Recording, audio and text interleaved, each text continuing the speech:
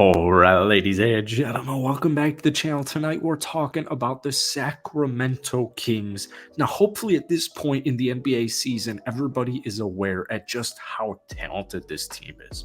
Right now, kind of the narrative going across the league is how underrated and how sneaky pretty much the Sacramento team has been all season. Well, I think it's time we finally drop the underrated term when in regard to the Sacramento Kings, and we just give the word and the title of no, they're a good team. Yes, they are underrated because the national media does not show them. The national media likes to stick to their, 5 or 6 teams at best and just run with that, whether they're good or not. And Sacramento often gets overlooked. So they are underrated, right? But more importantly, this team is extremely good. Now, currently, they are the 3rd seed in the Western Conference, and they're just, in general, one of the best teams in the entire NBA. We take a look at the NBA standings, specifically on the West Coast, or the Western side, I should say, not the West Coast. And it's like, all right, it's wide open. There's a lot of talent, but it's wide open. And both of those statements are true. All right. It's wide open in regards to, Denver is currently the 1 seed. Memphis is currently the 2 seed. Phoenix is creeping up. Golden State's creeping up. But every team has their flaws, just like every season in the NBA. Well, when we're talking about NBA finals or championship caliber teams, the Sacramento Kings typically get left out of that conversation. Now, I don't understand quite why. This team in clutch crunch moments is unbelievable. De'Aaron Fox leads the NBA in crunch time points. And defensively speaking, they're a top 10 fourth quarter defense. In general, offensively, they're the best team in the league. This squad puts up 121 points on a night in to night out basis. So it needs to be said that, well, if you're running a very fast pace and you're taking a lot of threes and you're getting to the rim a lot and you're just genuinely running with a very fast pace, well, what does that equate to? If you have a lot of offensive possessions, what does that lead to? Well, the answer to that question is it leads to a lot of defensive possessions. So when we look at defense and defensive rating or defensive points per game, those stats aren't even, you got to take them with a grain of salt. We're already taking stats with a grain of salt because they're stats. The eye test proves all. The eye test says the Kings are one of the best teams in the league. And when you dive into the statistics and you try and make sense of them, it's like, oh yeah, shoot, they're really good.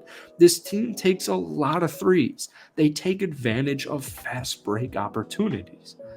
The Sacramento Kings are perfectly fine on the defensive side. And that's what we'll elaborate on in today's video. If you guys enjoy it, be sure to hit that like button, hit that sub up for daily NBA content. I also post a little bit of NFL videos, but I have a daily NBA live show.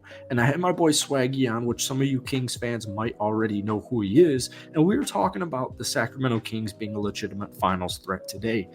Yesterday, my boy and I put a bet, and I've never made a sports bet in my entire life. I made a bet on the Sacramento Kings to make the NBA Finals because I'm thinking to myself, why the heck not? Seriously, why not? I'm not afraid of Denver. I'm not afraid of Memphis. Phoenix has flaws. Golden State isn't united as a team. The Clippers are falling off a cliff. In fact, by the time some of you guys watch this video right now, the Kings are probably playing the Clippers. Now, I'm anticipating a win, and this isn't a preview or a recap video. If the Kings win this basketball game, that will be 5 straight victories, and it's just they're continuing the momentum. But even if they lose, the Sacramento Kings outlook is extremely bright, not only for the rest of this season, but for the long term. Now, in today's day and age, offense leads all. Offense leads all. Does the defense still win championships? Well, the answer to that is yes, but you also need a dominant offense. And I think the point standing that the Sacramento Kings are a top 10 fourth quarter defense. They play hard and they play efficiently in the final moments of basketball games, whether it is just due to effort or scheme or talent, whatever the case may be, guys are improving. All right. We all know Mike Brown, first off, coach of the year, right? We all know Coach Brown is he's a defensive beast. All right. He knows what he's doing on the defensive side. So that thing alone has me not worried about defense in the playoffs and also just long-term outlook. In general, when we zoom out of the Sacramento Kings, this team is destined to just contend and be legit for several years to come. All right. But when we take a deeper look at the roster, and I know they gave up 175 to the Clippers, and they, are coming off games, or they gave up at least 115 to OKC, who's on the outside looking in. Who knows what's going to happen in tonight's Clippers game? But seriously, when you shoot this many threes, I mean, seriously, they take a lot of threes. They take 37 threes a night. They take a bunch of shots in general. But yes, their one flaw is going to be rim protection, and that's on the defensive side. But once again, when you're putting up 121 points a game, that makes everything a lot easier.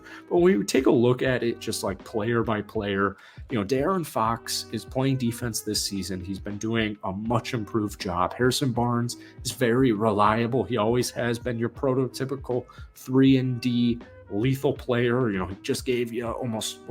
It might have been 30 points. I believe it was 29 points the other night against OKC. It was 29 points.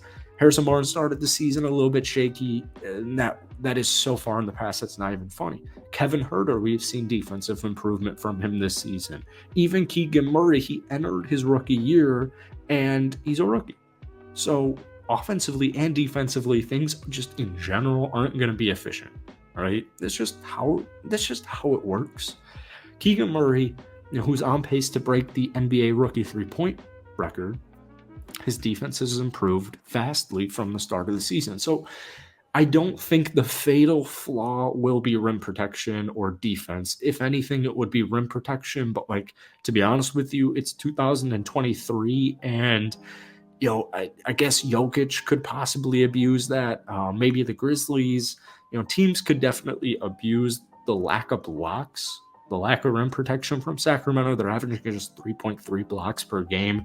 I don't have the stat in front of me, but I would imagine that's close to what Triple J is averaging on the season. But this team, they have a chip on their shoulder, and they remind me very much of the Dallas Mavericks of last season, where they have plenty of star talent and they have plenty of depth.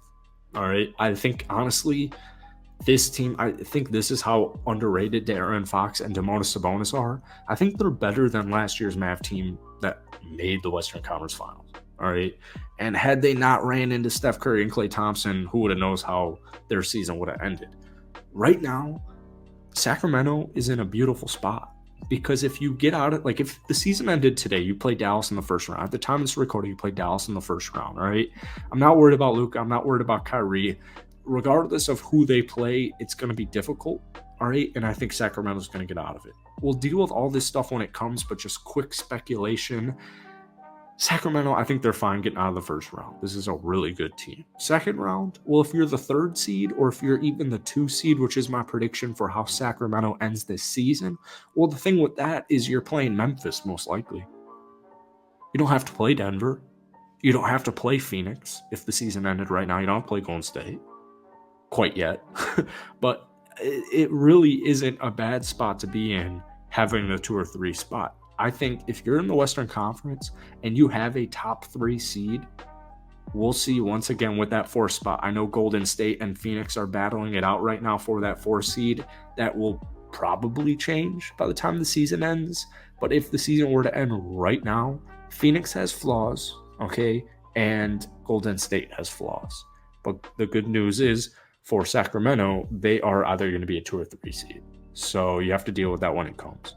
Regardless, this has been a phenomenal season for this Sacramento King team, and the future is looking extremely bright, and I know Kings fans are rallying behind it, and it's just so fun to watch. It seriously is so fun to watch. They have amazing fans. They have an amazing team, and I can't wait to see what happens in the playoffs and the rest of the regular season. So hopefully You guys enjoyed tonight's video. If you did, be sure to hit that like button, hit that sub button for daily NBA content. If you want more Kings videos, let me know down